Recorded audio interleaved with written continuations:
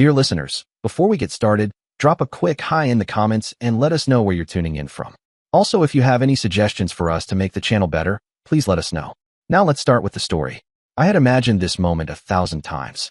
The long driveway, the amber porch light flickering like it always had, the whiskey glass in her hand. She was a creature of habit, Evelyn. And there she was, behind that door, living the life she killed me for. 8 years. 8 years of silence. Of dirt. Of cold. Of blood and fire and everything she thought she'd buried. I adjusted the cuffs on my blue jacket, pressed and clean, just the way she liked me to look. My hand trembled only slightly as I raised it. Knock. Firm. Deliberate. I waited. Nothing. Knock. Again. A little harder this time. I imagined her on the other side, frozen, clutching that glass like it could protect her from what was coming. Then movement. I leaned forward, just enough. There. The peephole darkened. And then I saw it. Her breath catching like a punch to the ribs. The twitch of her hand on the doorknob. The shock. The fear. Perfect. The door creaked as it cracked open, and there she stood. Still beautiful. Still cold. But paler now. Older. More expensive. Her eyes locked on mine. Wide. Wet. I didn't give her time to think. I smiled. She couldn't breathe. I could see it. The way her chest tightened. The way her jaw trembled. She whispered, "What, how?" Her knees buckled a little, and I stepped forward, just enough to make sure she couldn't deny I was real. The porch light caught the faint bruises along my arms, the scar near my collarbone. I let her see all of it. I tilted my head, watched her try to make sense of it. She couldn't. She didn't speak again. She just stared like a ghost had crawled out of her nightmares. And maybe I had. She thought it was over. She thought she got away with it. But the past has a habit of knocking. And on that quiet night in Roma, Texas, I knocked on her front door. 8 years earlier, Roma, Texas. People looked at us like we were the blueprint. The perfect couple. Big house, big smiles, bank accounts that didn't flinch. Evelyn and Daniel Murray, Atlanta's golden pair. She was the face of the business world, a real estate powerhouse. Evelyn could sell snow in a blizzard and make you thank her for it. People trusted her. Hell, I did too once. When we first met, she had this way of talking that made everything else go quiet. Confident, smooth, almost hypnotic. She smiled, and suddenly your doubts didn't matter. I was just back from a tour, trying to figure out what came next. She made it easy to believe that next was her. "You're different," she told me once over drinks, her eyes locking with mine. "How so?" I asked. "You look at me like you see through the charm. Like you actually see me." That line stuck with me. God, she was good. I was 31, still wearing the weight of sand and war on my shoulders. She was 28, heels clicking like gunshots through the marble floors of downtown condos. And I fell. Flowers. Dinners. Quiet Sundays. I gave her everything I thought love was supposed to be. And she gave me her version of forever. "You'll never have to worry again," she said one night, her head on my chest, her fingers tracing the scar above my ribs. "I'll give us the life we deserve." For a while, she did. We built something, at least I thought we did. The house, the money, the name, it all came fast. But love fades when the lies begin. And with Evelyn, they didn't just begin. They multiplied. She never stayed loyal for long. At first, I blamed myself. Maybe I was too focused on rebuilding a civilian life. Maybe I didn't excite her the way she needed. But deep down, I knew better. I could smell the cologne on her blouse when she came home late. Not mine. Musky sharp. Not the scent I wore since my 20s. There was one night. She came in around midnight, high heels clicking like she was proud of the hour. I was in the kitchen, pretending to read over bills. "You're up," she said, brushing past me to the wine rack. "Yeah, you were supposed to be in Macon till Sunday." She hesitated, just for a second, then smiled. "Deal closed early. Figured I'd surprise you." I nodded, eyes fixed on the smudge of lipstick on her neck. "Whose cologne is that?" She blinked. "What?" I stood, walked up to her, took in the scent close. "That's not mine, Evelyn." She laughed, too quick. "You're being ridiculous. Maybe from the cab driver or the meeting room." I held up the receipt I'd found tucked in her purse. "Hotel. 2 nights. 1 king bed. Signed under E. Murray plus guest." Her face didn't flinch. "It's not what you think, baby. I shared the room with Linda, saved money," she said, walking over, fingers sliding up my arm. "You're the only one I love." I had my suspicions, but I knew she will not accept. That night we argued and went to bed angry. She showed up the next day with a new watch for me. Booked a weekend cabin in the mountains. Made love to me like it still meant something. And I let myself believe her. Because I wanted to. The pattern repeated. There was the intern from her firm. The one she fired conveniently the same week I started asking questions. The consultant, from Tampa, she just had to meet in person. The neighbor 2 doors down whose shirt I found in her gym bag. Each time I asked, She said the right words, cried the right tears. You're the only one who really knows me, Daniel. You think I'd risk this? Us. I did. But I didn't want to. I stayed because I believed marriage was worth fighting for. Because I was taught to hold the line, not abandon it. Because I loved her. But deep down I knew Evelyn wasn't going to stop. Not for me. Not for anyone. And then came the money. It was never about love with Evelyn. It was always about control. And money was her god. Fast cars. Flashy parties. She couldn't say no to anything that sparkled. But I started noticing the cracks. Late fees. Overdrawn accounts. A bank notice buried in a stack of magazines. Then came the punch to the gut. I found out she took a second mortgage on our home. Our home. She didn't ask. Didn't even tell me. Are you out of your mind? I asked her, slamming the paperwork on the kitchen table. Daniel, calm down. It's a short-term risk for a long-term gain. You forged my signature. She didn't deny it. She just poured herself a drink. We needed capital. Deals don't wait, Daniel. I could barely look at her. You're bleeding us dry. She rolled her eyes. Don't be dramatic. You're just scared of success. Success. That's what she called it. But I knew better. We were drowning. And if I didn't act soon, she was going to take us both down. But love fades when the lies begin. I did what any man in my position would do. What any sane man who'd been pushed to the edge by lies, by betrayal, by watching his life slowly unravel would do. I took control. I shut down the credit cards. Closed off the accounts she used like her personal playground. Locked away what was left of our savings before she could bleed it dry. You don't trust me, she spat one night, eyes flashing as she scrolled through her phone, the card declining yet again. No, I said. Not anymore. For the first time in our marriage, Evelyn wasn't in charge. And she hated me for it. The dinners stopped. The fake apologies stopped. She stopped pretending. One night, I sat her down at the kitchen table.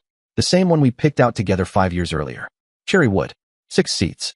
She was sipping red wine like she hadn't a care in the world. I can't do this anymore, I said. Her smile faded, lips tightening just slightly. Do what? This. The marriage. The lies. The cheating. The money. All of it. My voice didn't rise.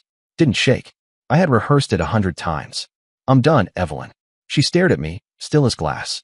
I could feel her measuring something in her mind. I went on. I've spoken to a lawyer. This isn't a conversation. It's a decision. Her face changed. I'd seen her angry before. Doors slammed, voices raised. But this was different. There was no fire in her eyes. Just shadow. A cold calculation. You leave me, she said, her voice razor sharp. And you leave with nothing. I laughed. Cold. Dry. Tired. I'm taking half, Evelyn. You can't stop me. And that was the moment. The one I didn't recognize for what it truly was. The moment I signed my own death warrant. She didn't shout. She didn't cry. She just stood up, kissed my cheek, and whispered, let's not do this like enemies. A few days passed. The tension in the house turned thick, quiet, dangerous. Then she came to me one morning, her voice soft, her hands cool as they rested on my shoulders. Take the trip, she said. What trip? I asked. The one you were always talking about. Cancun. She smiled, all warmth and remorse, like we were back at the beginning. Take a break. Clear our head. Please. One last shot at us, at this marriage. I stared at her. You to try? She shook her head. We can talk. Fix what we can. I know I've made mistakes. But we deserve one more try, Daniel. I wanted to say no. I should have. But something in me, maybe the part that still remembered how she made me feel in the early days, caved. All right, I said quietly. One last time. She smiled, leaned in, and kissed me. And for a second, I almost believed it. But she wasn't kissing me out of love. She was playing her part. Pretending. Pretending like she wasn't about to kill her husband. The night before we left for Mexico, Evelyn was different. Sweeter. Softer. Almost like the woman I fell in love with. She made steak, my favorite. Even lit candles, the real kind. Not the little battery things she'd grown fond of. We ate on the back porch. She held my hand the whole time. Looked me in the eye. Promised we'd fix things. I know I've made mistakes, she said, stroking the back of my hand with her thumb. But I want us again, Daniel. I want to remember who we were. And damn it, I wanted to believe her. So I let my guard down. That was my mistake. I thought I was boarding that flight to find clarity, maybe peace. But all I was walking into was a grave. We landed and made our way to the house. Remote, quiet, tucked between palms and cliffs. No reception, no neighbors. Just ocean, heat, and her. It was marketed as a honeymoon spot. That should have tipped me off. The first few days felt surreal. We took walks on the beach, barefoot and laughing like we were kids again. She wrapped her arms around me during sunset like we still meant something. I don't want to lose you, she said one night, lying on my chest. We just lost our way, baby. We can fix this. And maybe if I didn't know her so well, I would have fallen for it. But Evelyn had always been a good liar. And I know a performance when I see one. At night, when she curled beside me, her body was there, but her eyes were always somewhere else. On the fourth night, I couldn't sleep. Something gnawed at me. So I did what I'd been doing for weeks. I checked the finances again. I'd moved the main funds into protected accounts before the trip. But tonight, the offshore accounts were active again. Transactions. Withdrawals. Another loan. Another lie. I walked into the kitchen where she was sitting, a glass of whiskey already in her hand. I saw the bank statements, Evelyn. She didn't even flinch. Just took another sip. Her jaw tightened. You drained our savings. Again. And you took out another loan under our name. My voice was low, but boiling. She didn't answer. Do you have any idea what you've done? I demanded. She scoffed and looked out the window. It's my money too, Daniel. Not anymore, I snapped. I'm done cleaning up your messes. I took a breath, trying to keep steady. When we get home, I'm filing for divorce. That got her. Her hand clenched around the glass. You're not taking half of my money, Daniel. Her voice was like ice. I stepped forward, my fists balled. It's not your money. It's ours. I earned just as much building that life. I put in everything. Time, sacrifice, trust. You think you can walk away with what I built? She spat. I stared at her. My heart was hammering. My voice cracked, not from fear, but rage. I gave you years of my life, Evelyn. Years. And all you ever did was lie and cheat and spend like it was your right. I stayed because I thought I could fix it. Fix us. But I'm done. I turned, hands shaking, everything in me unraveling. And that's when Evelyn snapped. I turned my back.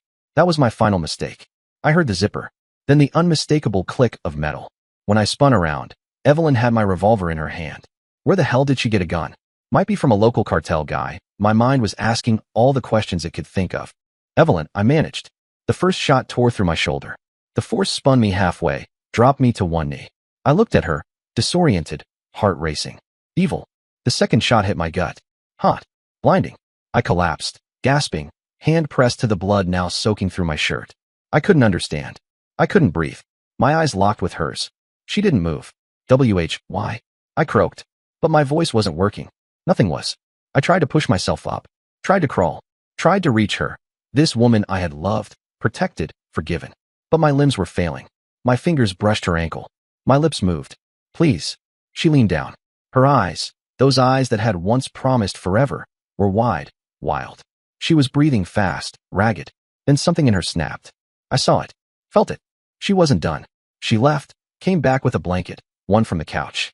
The one we used the night we watched the stars from the patio. She wrapped it around me. I tried to fight, but my body didn't answer. I was cold. Everything was fading. She dragged me outside. I could hear twigs snap beneath us. Could smell the salt in the air, the faint trace of her perfume, the dirt. There was a clearing. She had picked it out. Planned it. I remember looking up at the moon. It was full.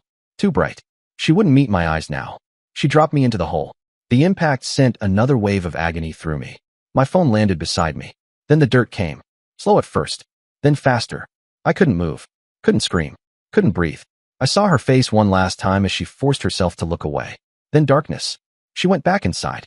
I don't know how long she spent in there, cleaning, bleaching, scrubbing. The blood on the couch. The blood on the floors. My blood. She disassembled the gun, buried it miles away. Burned my clothes. Bagged what she couldn't bleach. By morning, the house looked untouched. Like nothing had ever happened. The next day, Evelyn Murray walked into the local police station in Cancun, her eyes red and glassy, her hands shaking just enough to seem sincere.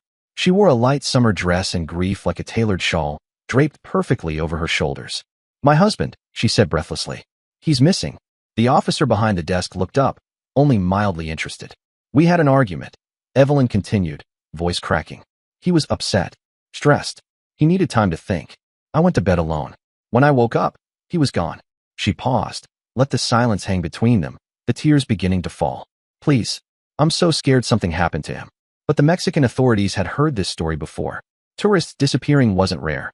Drunken fights, cheating spouses, people running off and returning home quietly a week later. It was all familiar. And Evelyn played her part with skill. There was no sign of foul play. No blood. No mess.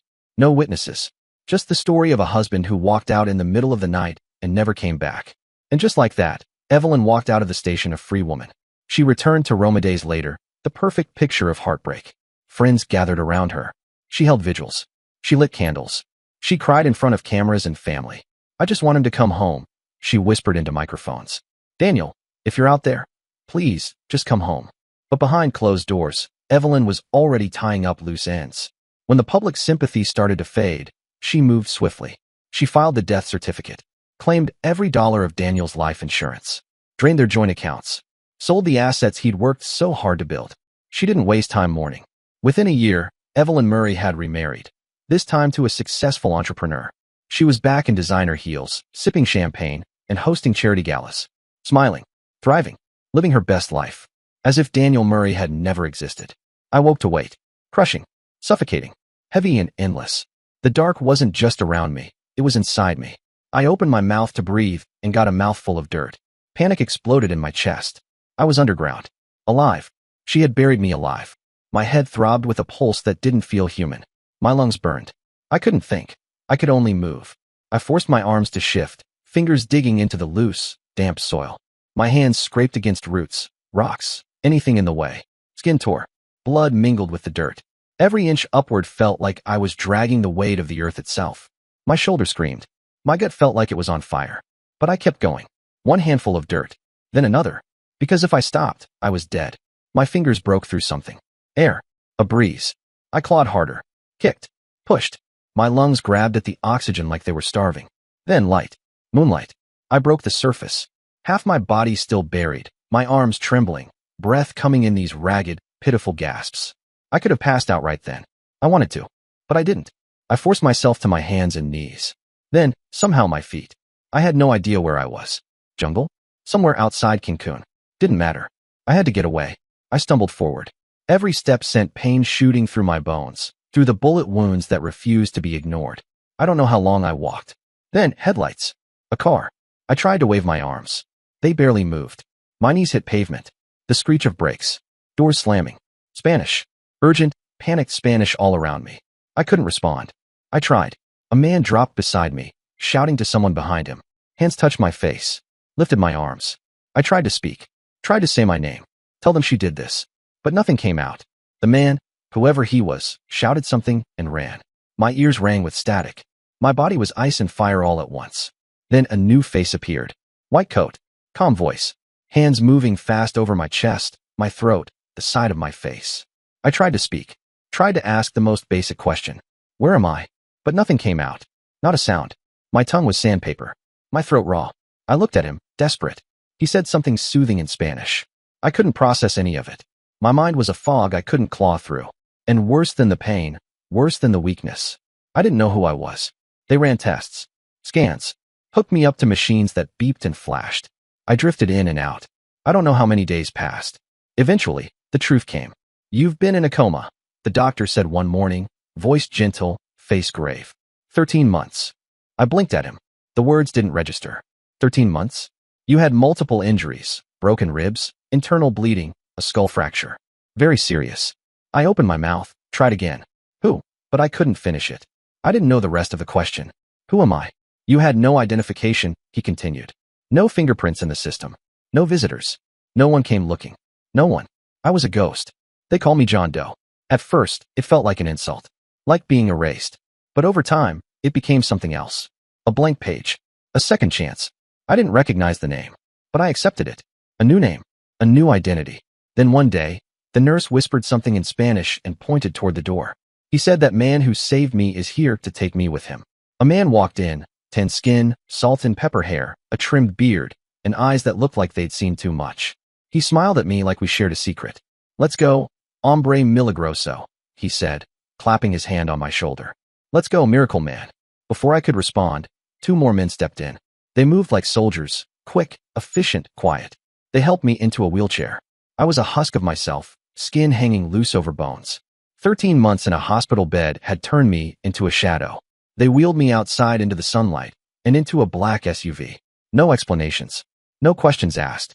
Just a long drive, winding through hills and valleys until we reached a mansion, massive gates, stucco walls, high fences, security cameras everywhere.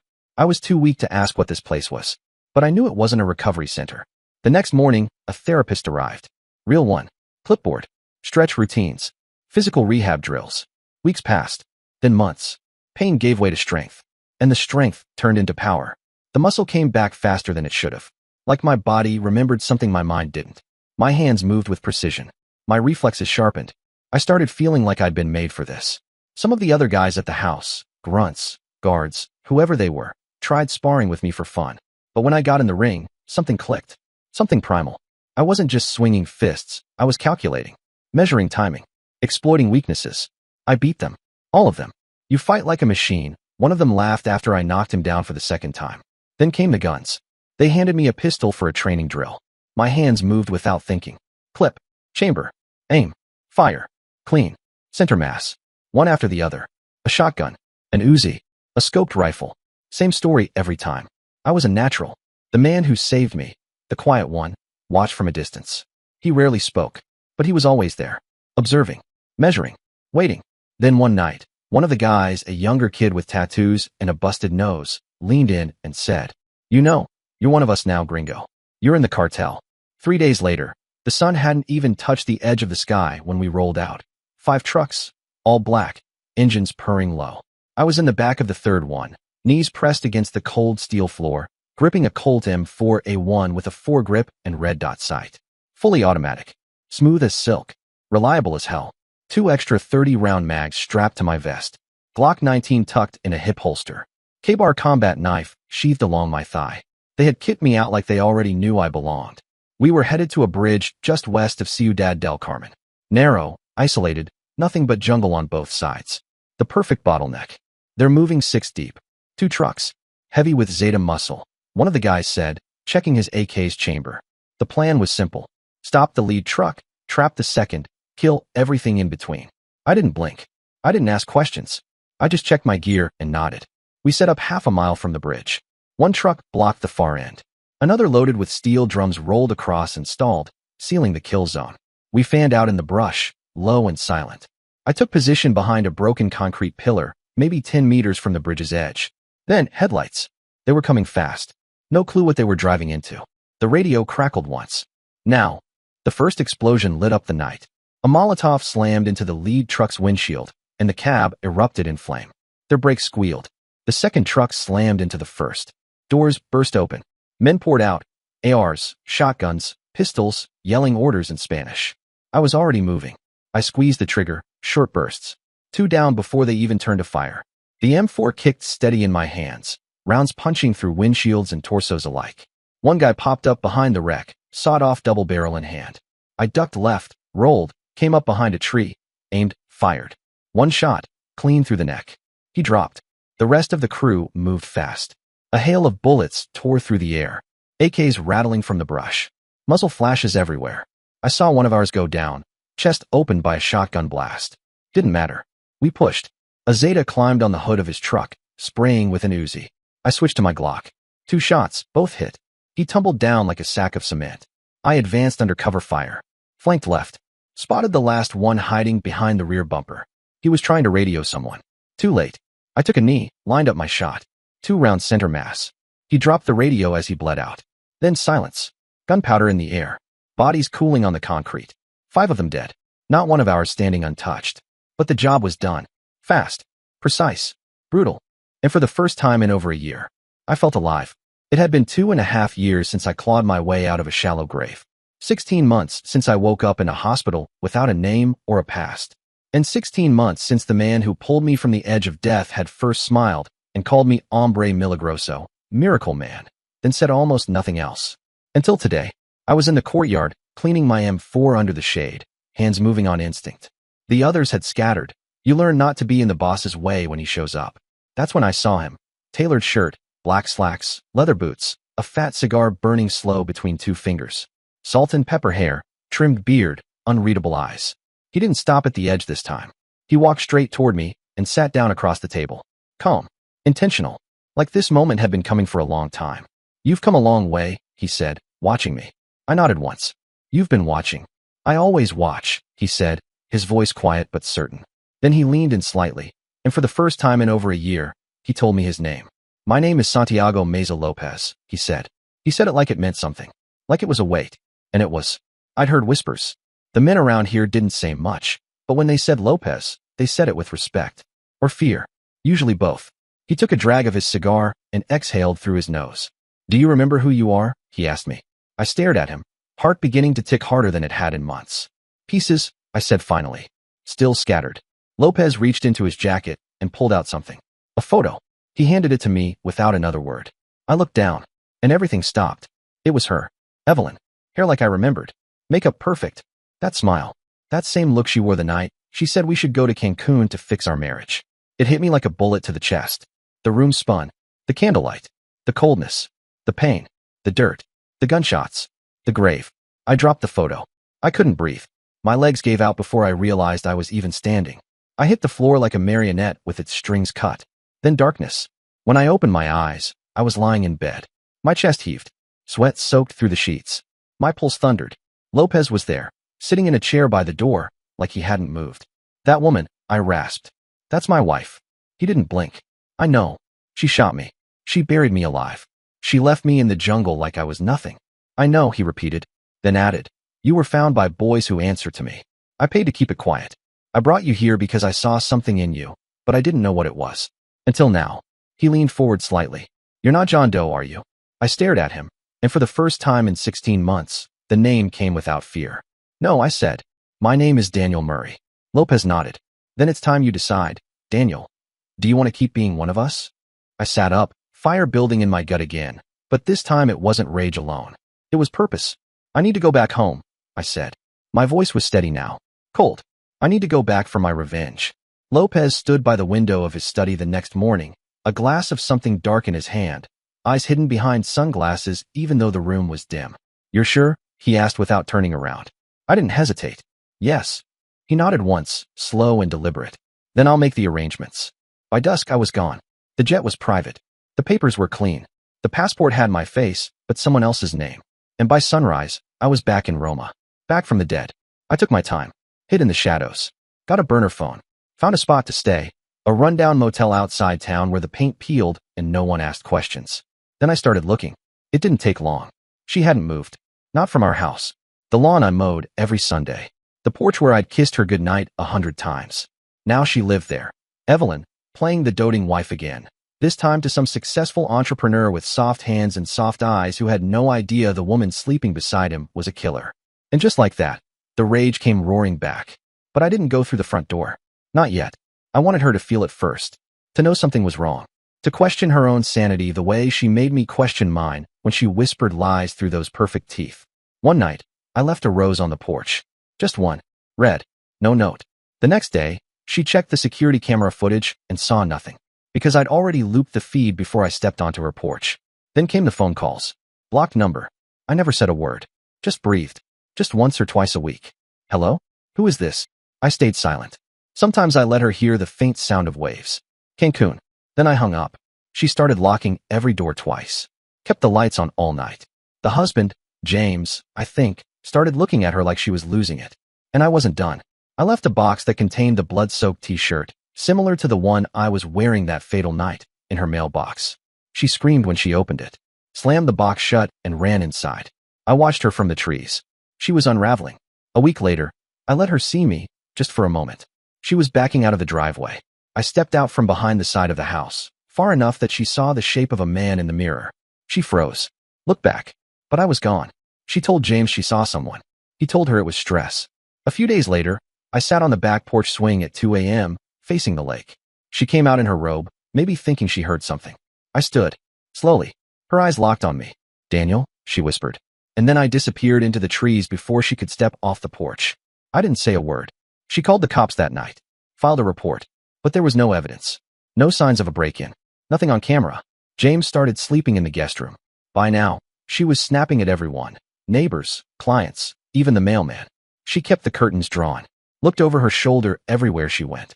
I made sure of that. Then, the final touch. I mailed her a photo of us.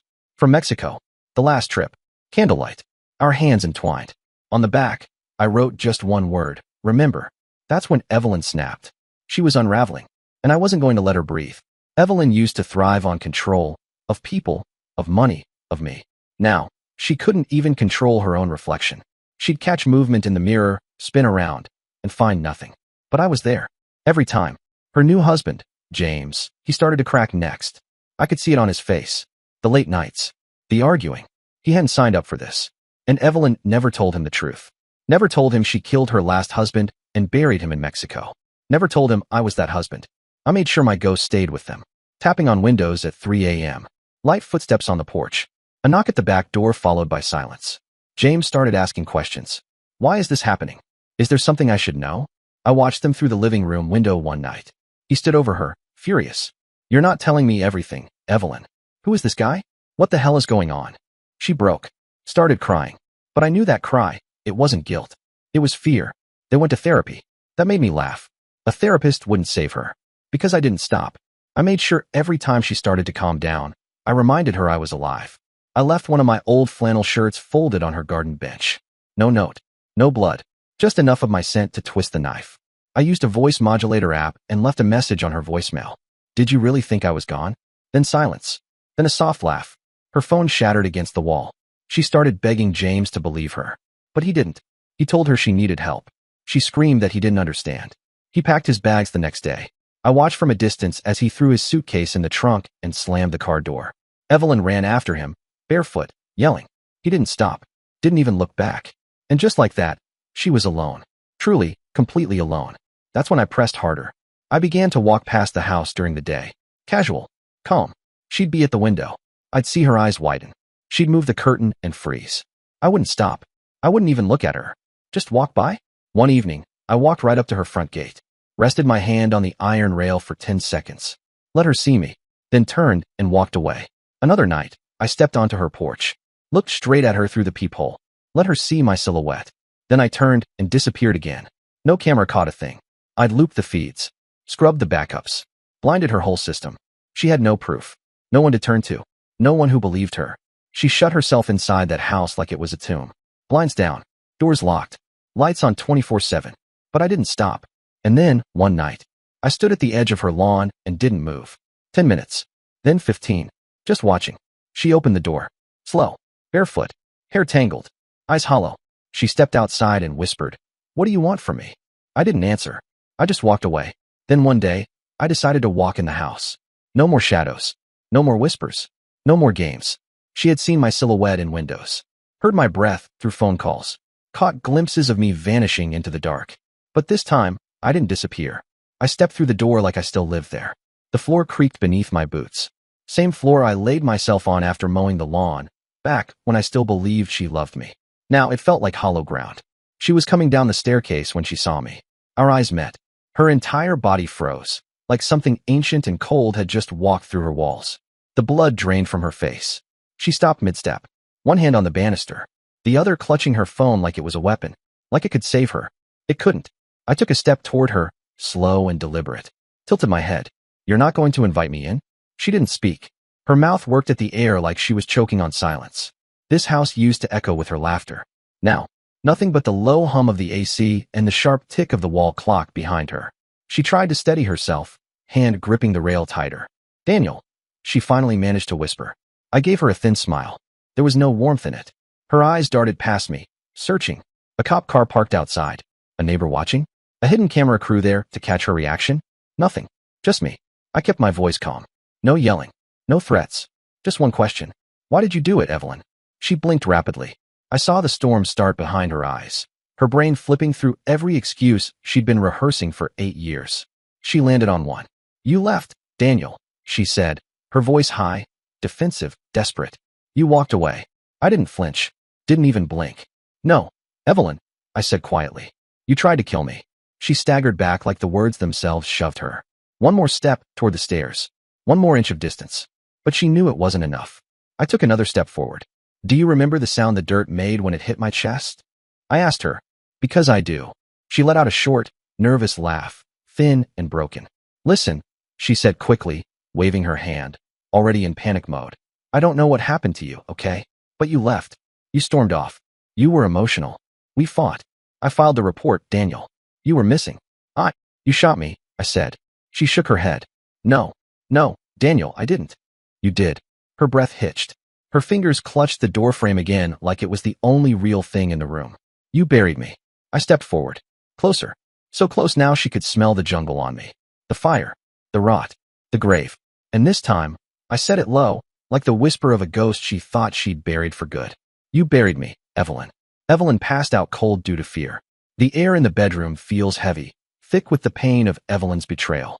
My hands shake, not from fear, but from the anger burning inside me, so strong it drowns out the man I used to be. Evelyn lies on the bed, passed out, her chest moving with shallow breaths. Her eyes flutter, and she makes a small sound as she starts to wake. My heart jumps, not with pity, but with excitement. She's awake. It's time. I lift her limp body over my shoulder. She's light, easy to carry. I take her to the bathroom, the cold tiles hard under my feet, and set her down in the empty bathtub. She's still groggy, her eyes half open, but I don't need her fully awake, not yet. I pull a razor blade from my pocket. It shines in the dim bathroom light, sharp and ready. I grab her left wrist, her skin pale and soft, and cut. Blood comes fast, dark and steady, pooling in the tub. I cut her right wrist the same way, quick and clean. The blood spreads, red against the white porcelain. Evelyn wakes more, a weak cry slipping out as she feels the pain. Her eyes go to her wrists, and she gasps. Daniel, she whispers, her voice shaky, barely there. She tries to sit up, but she's too weak, the blood loss making her limp. Her hands slip on the tub's edges, too frail to hold on. Her breathing is fast, scared, her eyes wide with fear as she looks at me. What did you do? I lean close enough to see the tears in her eyes, close enough to smell her perfume, the one I used to love. You betrayed me, Evelyn. I say, my voice calm, though inside I'm raging. You made me believe in you. In us. In our marriage. I stop, letting her feel my words, watching her face twist with pain. I was a fool. She shakes her head, her hair sticking to her wet cheeks. No, Daniel, I swear I didn't. Stop lying. My voice is sharp, and she flinches. Her lies make my anger burn hotter. I trusted you. I gave you everything. And you threw it away. Daniel, please, she begs, her voice so soft, breaking apart. I love you. I didn't mean to hurt you. We can fix this. Please help me. She's crying hard now, her body shaking, her words barely coming out. Daniel, I'm sorry, please. Her voice fades, her head falling to the side, her eyes going dull. The blood keeps pooling, dark and still, and I watch, not blinking, as she stops moving. Her body is limp, empty. Evelyn is gone. The anger inside me fades, turning cold and focused. I'm not done. I move fast, making it look right. I put the razor blade in her hand, closing her fingers around it so it looks like she held it. I scatter some things, a bottle of pills, half empty, a glass of water spilled on the counter, to make it seem like she was sad, broken. The blood in the tub, the blade in her hand. It all looks like she chose to end it. I step back, looking around the bathroom. The tiles are cold, the blood bright against the tub, her body still and quiet. It's perfect. It looks like she did this to herself, not like I did it. No one will see my anger, my pain, the man she broke. They'll only see a woman who gave up. I wipe my hands on a towel, cleaning away any sign of me, and look at Evelyn one last time. The room is quiet. The lie is done. I left Roma the same way I came in, quietly, like a shadow that was never supposed to exist. No goodbyes. No footprints. Just the hum of the city fading behind me as the bus pulled out of town. I had one bag, no ID, and no regrets. Evelyn was gone. And for the world, I had stayed dead. 2 days later, the headlines came out. Local businesswoman found dead in bathtub. Police suspect she did it herself. Mental health cited as major factor. No mention of me. No mention of Mexico. No whispers of a man who had clawed his way out of a grave. Just a sad, broken widow who, according to the papers, had been under severe psychological stress. They bought it. All of it. I crossed the border into Mexico on foot. Same route Lopez's men had shown me. By the time I reached the compound, the sun was already sinking into the jungle, throwing long shadows across the courtyard. Lopez was waiting. Same chair, same cigar, same unreadable face. He didn't stand, didn't smile, just took a drag, blew smoke out into the hot evening air, and said, "So, you killed your wife and staged it like she did it herself." I didn't answer right away. I stood there for a second, still dusty from the road, staring at the man who had saved me. I didn't want the world to know I'm alive. That chapter had to close. Forever. He studied me, tapping ash into the tray. "For the world, you're still dead," he said after a pause. I nodded, and I wanted to stay that way. For a few seconds, nothing moved. Just the hum of the jungle and the soft clink of ice in Lopez's glass. Then he smiled. A slow, knowing grin. "Then let's get back to work, hombre milagroso." Dear listeners, please share your thoughts in the comments section below and don't forget to like, share, and subscribe.